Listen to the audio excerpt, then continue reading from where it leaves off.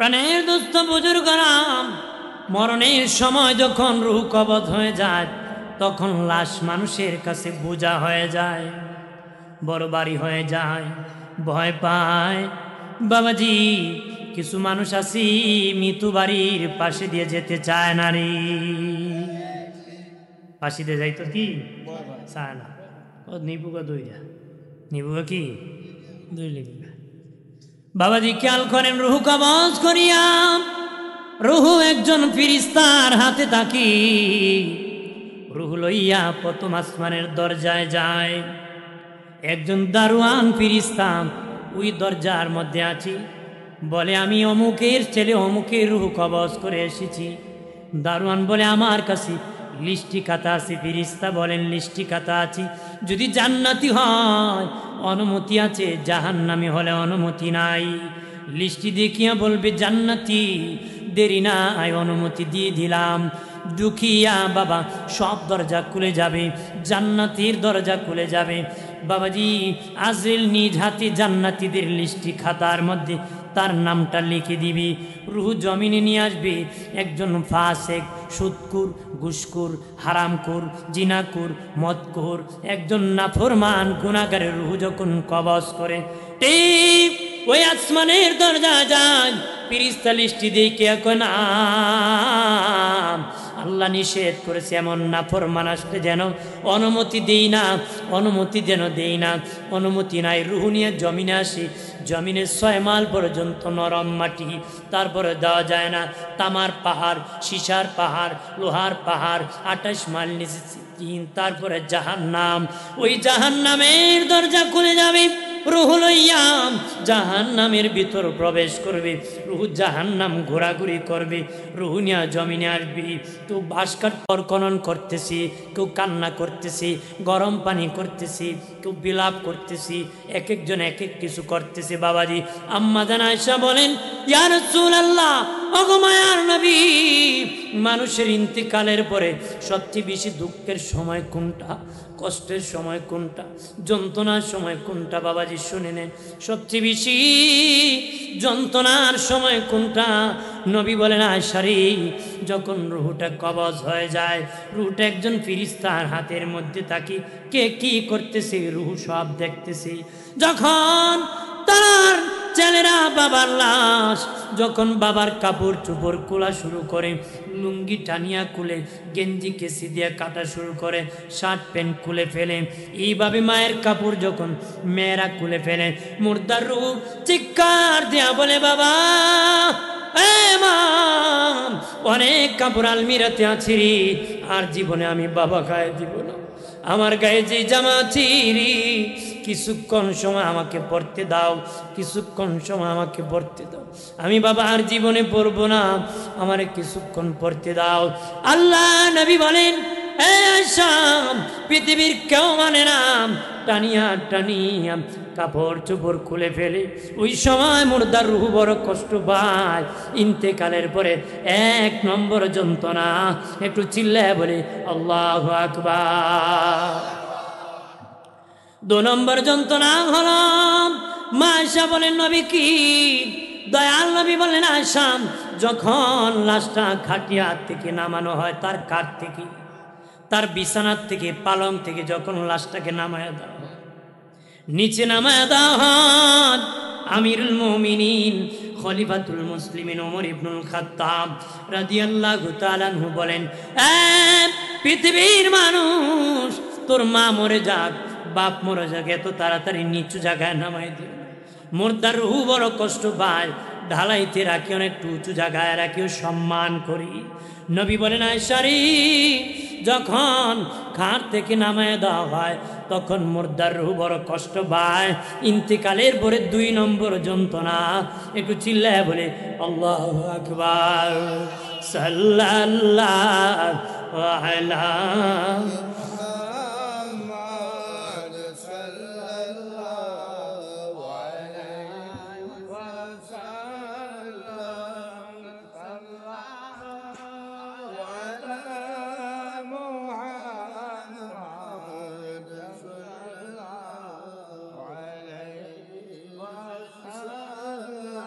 সাল্লাল্লাহু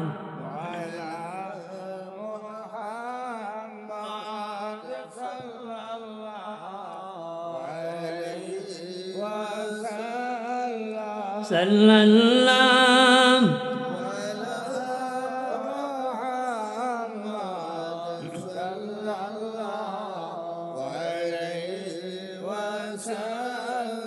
আমল নামায় দরুদ শরীফ বেশি যান, হাসরের দিন সুপারিশ আগে তার সাল্লাল্লাহু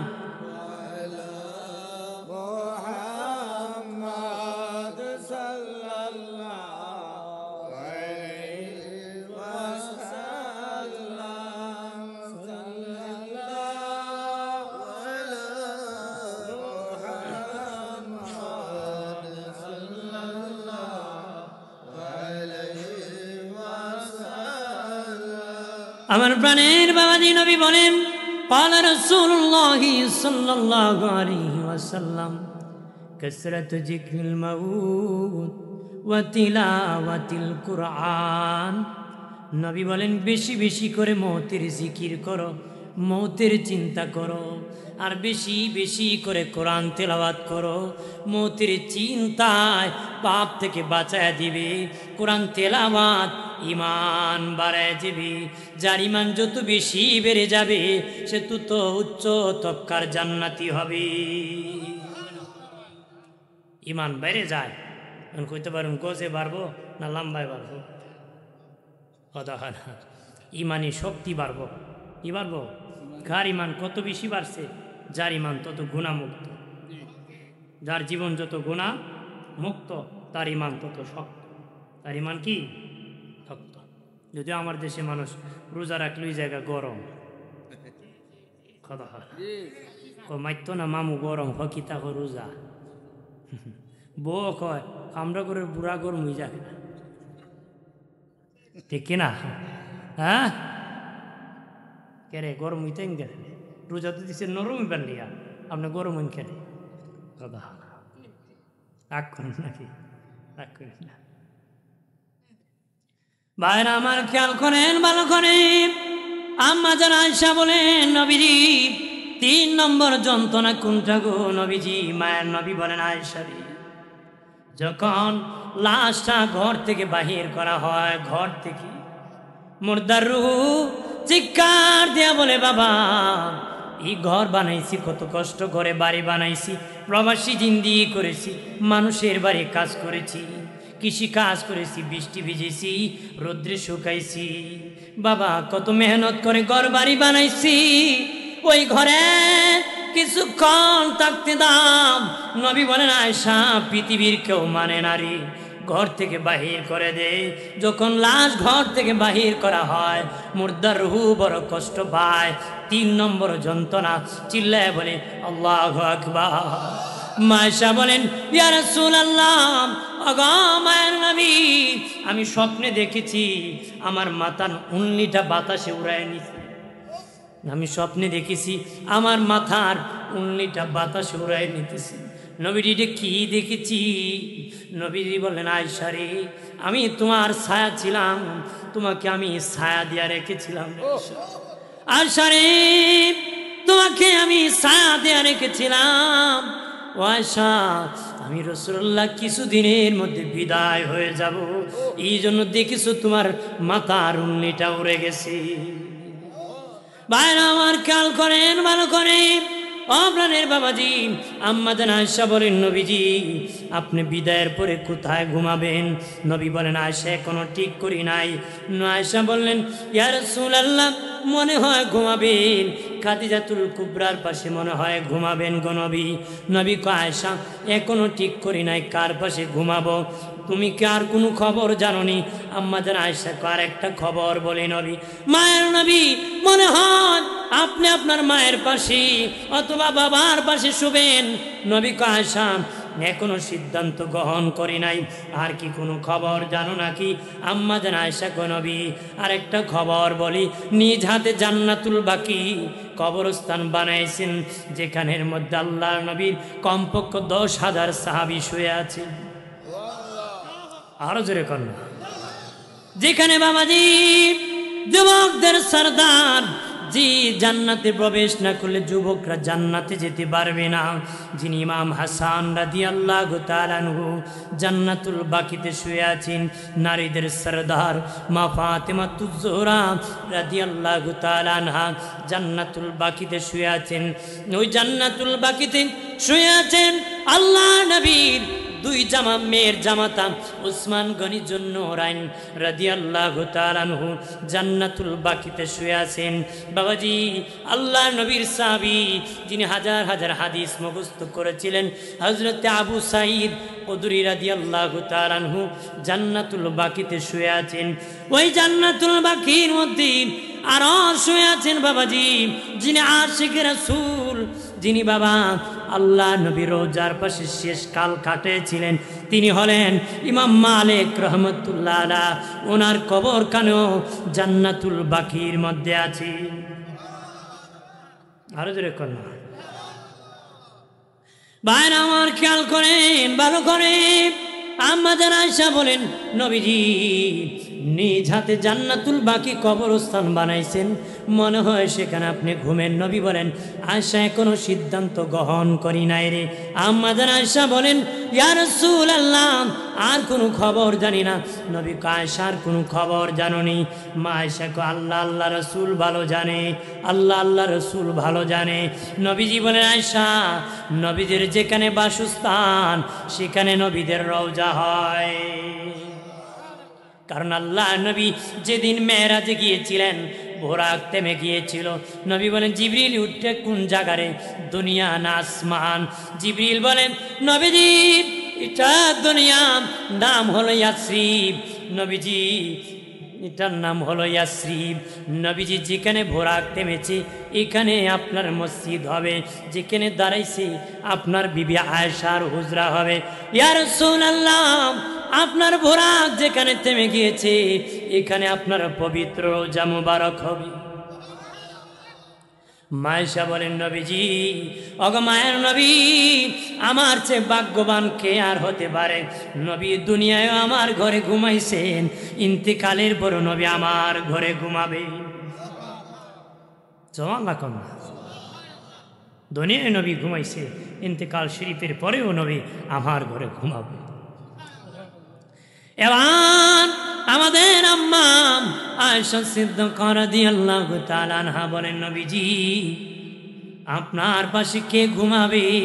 নবী বলেন তোমার বাবা আবু বকর ঘুমাবে।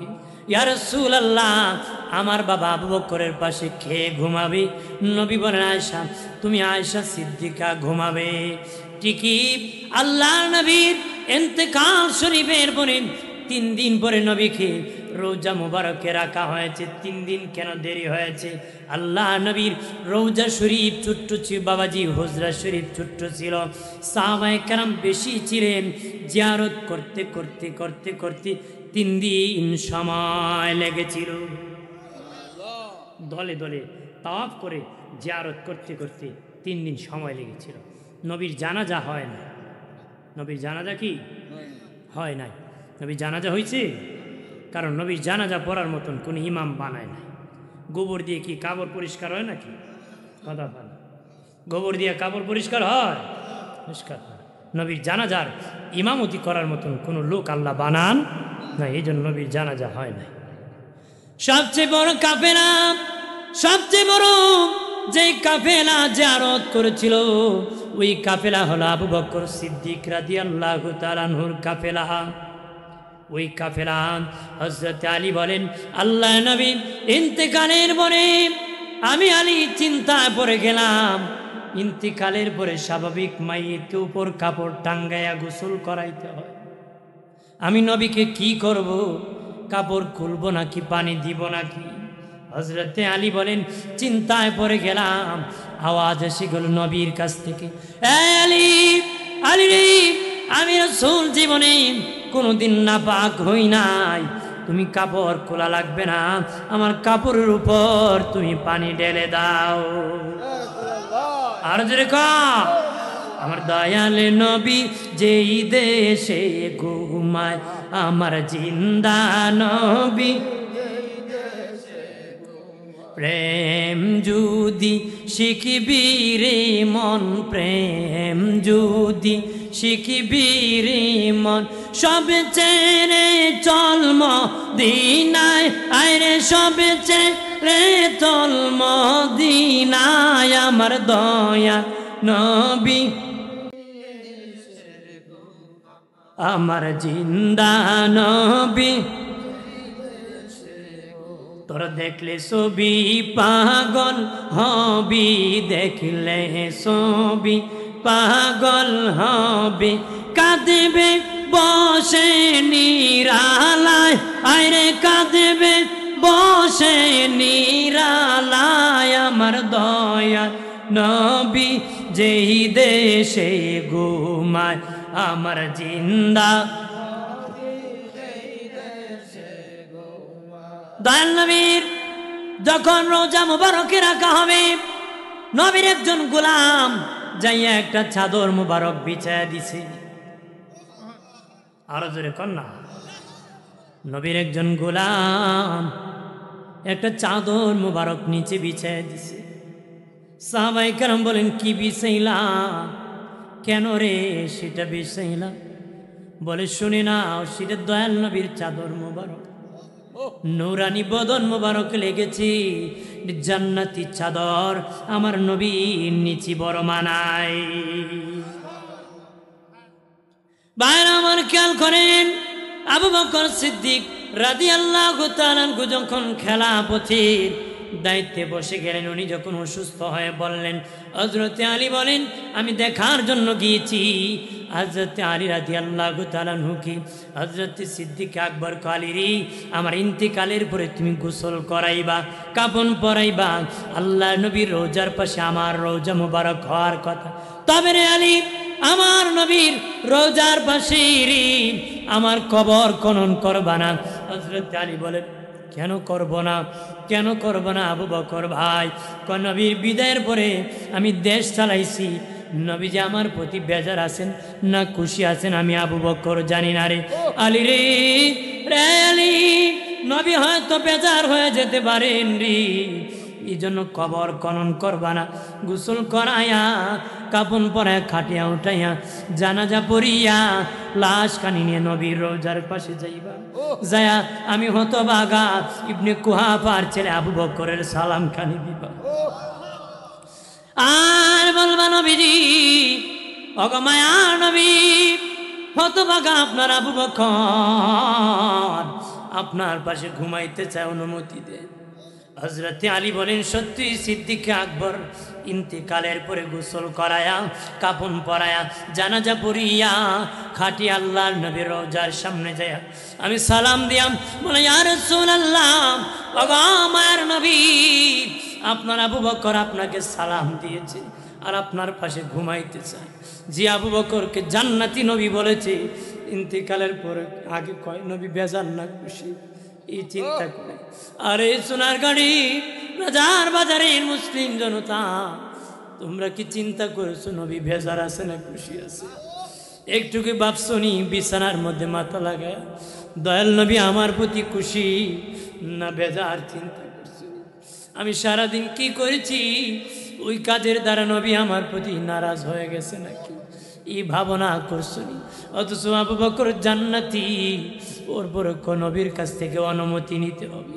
হযরত আলী রাদিয়াল্লাহু তাআলা আনহু বলেন, আল্লাহ নবী রোজার পাশে যাইয়া আমি সালাম দিয়া বললাম, নবী, ওগো মায়ার নবী, আপনার আবু বকর আপনার পাশে শুইতে চায়। একবার বললাম শব্দ নাই, দুবার বললাম শব্দ নাই, তিনবার বললাম শব্দ নাই। আমি আলী ভয় পেয়ে গেলাম, সেজদায় পড়ে কান্নায় ভেঙ্গে পড়ে গেলাম, নবী এত তাড়াতাড়ি আবু বকরকে কেমনে ভুলে গেলেন? হিজরতের সাথী, গুহার সাথী, মক্কার বাড়িঘর বিক্রি করে মদিনার পল্লীতে ঘর বানাইছে আপনি নূরের নবীর পাশনে নামাজ পড়ার জন্য। ও নবীজি কিভাবে ওই আবু বকরকে ভুলে গেলেন? হযরতে আলী রাদিয়াল্লাহু তাআলা আনহু বলেন, আল্লাহর কসম কে বলি, বলতে দেরি আল্লাহ নবীর রওজা তরতর করে কাঁপতে শুরু হতে দেরি রওজার ভিতর থেকে আওয়াজ আসলো, আলী রে আলী, অনুমতি লাগবে না, আমার বন্ধু আবু বকর আমার পাশে ঘুমাবে, অনুমতির দরকার নাই, শুয়ে দাও, দুই বন্ধু একই চাদরের নিচে ঘুমায়া থাকবো।